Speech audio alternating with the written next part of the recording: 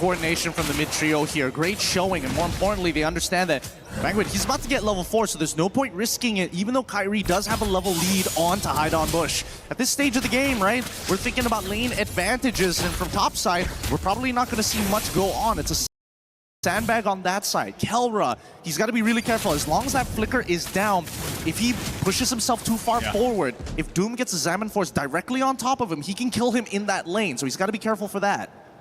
What I want to see from Entity7 here is just playing around their strengths, which is really, you know, real-world manipulation. We've seen this so much with the Eve pickups. Kairi sees, he's like, hide on Bush, I see you in that bush, I'm going to go for this anyway. A lot of damage coming through. Alley-ooping it over to Sands as he's able to cap off the kill. Get out of my jungle, says Kairi. Yeah, the problem is that once you see the stun be thrown out, he has no way to kind of, you know, close the get out with any iframes at that point. Kelra now getting an early Sky Piercer is great. The question is whether or not he's going to be able to participate in the very first fight here. Because so far, Sans has kind of given the layup over to Kairi. At some point, it's got to go over to Kelra. Yeah, eventually, but the strengths, man, and this is why the Eudora is so just a top priority pick right now. You're seeing it in action in the early game to be able to set things up in this manner and also kind of supplement a jungler like the Hirara in the hands of Kairi is something that you can make work so well from the early game all the way to the late game.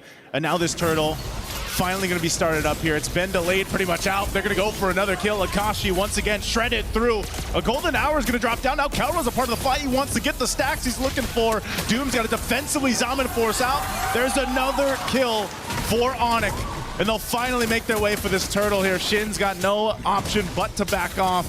There is a push in the mid, though, at least for something for Entity7. How much damage did he actually get onto that mid-tier 1? No, just the plating. The plating is good enough. That's still a little bit of money. He's going to lose a decent amount in his own jungle as Kelra decides, you know what? I ain't wasting no time whatsoever. Give me the gold on that top side before the shielding time's out. You're seeing it right there, Gideon. That's just how scary that amount of damage can be, that a flicker is burned out from Shin. Just because, again, that snapshot, that interaction with the stun, and as they go into the jungle again, E7, no room to breathe, even on their own side, as Kelra will pick up another stack. There's just so much CC to deal with, and nobody can really stop Keyboy from what he's doing. He's able to run through every single member of the side of E7, and until we see a full commitment, there's just no point. And now they're losing mid-tier 1, which is a pivotal point in the map.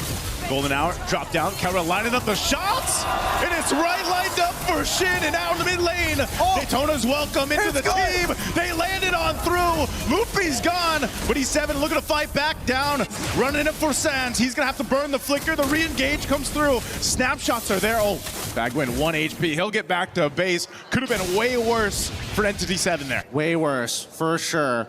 But man, let's look at the goal difference here, because somehow Kelra has been more effective in these team fights in comparison to Doom, whose impact that we see from ONIC is just too much to handle. And Doom ain't gonna waste a free Purify just to get out of a golden hour or walk around it. Yeah, for E7, they want to go ahead and start letting, you know, Doom scale up. This is what we see with Harith, right? Eventually, you're able to do a whole lot with that Zaman Force. They just really haven't been able to have that upper hand fight against, you know, this lineup that ONIC has. A big component to that, again, the golden hour. I'm surprised, you know, Marcel, we haven't seen him pop up as much, especially back, you know, wildcard and then even in MWI. And it's like, he's still so useful with that golden hour alone.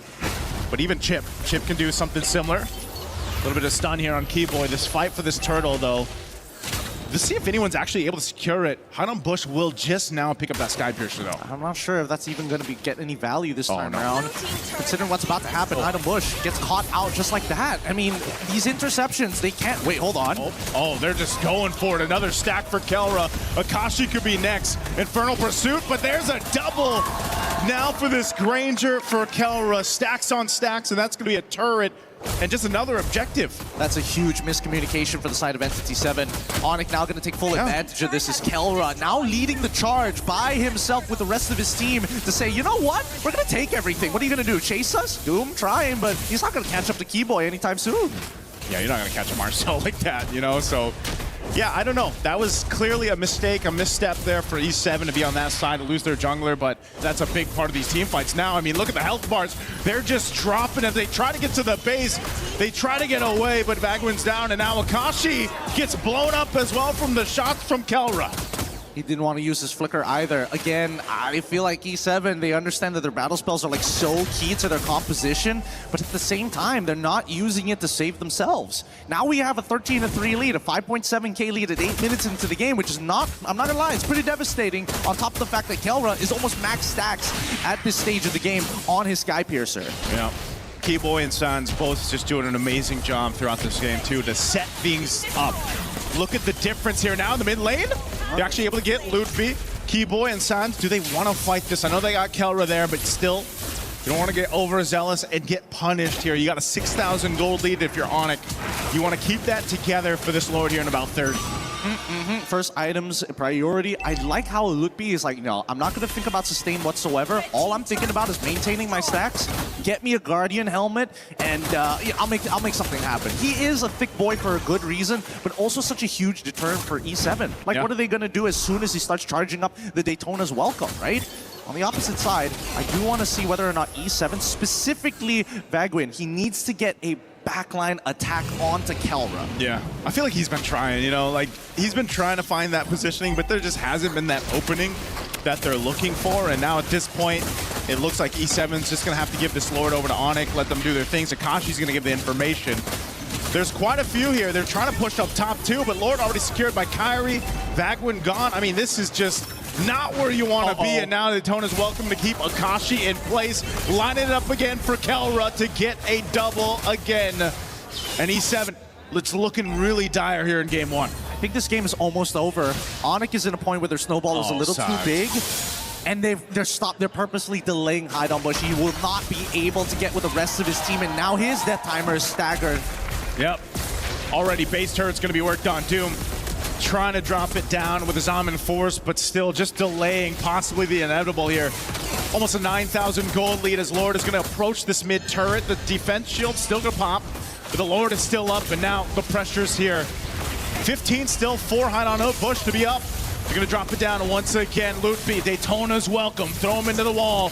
Kairi, meanwhile, on the other side's working. Burns a flicker out. Akashi, no chance. And now looking to take out Doom as well. He's trying to avoid the shots from Kelra, but he can't avoid Kairi.